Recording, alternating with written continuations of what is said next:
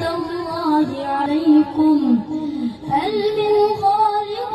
غير الله يرزقكم من السماء والأرض لا إله إلا هو فأنا تؤفكون وإن يكذبوك فقد كذبت رسل من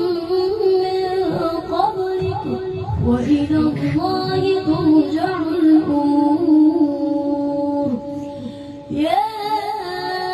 أيها الناس إن وعد الله حق فلا تغرنكم الحياة الدنيا ولا يغرنكم بالله الغرور إن الشيطان لكم عدو فاتخذوه عدوا إنما يدعو حزبه ليكونوا من أصحاب السعير الذين كفروا لهم عذاب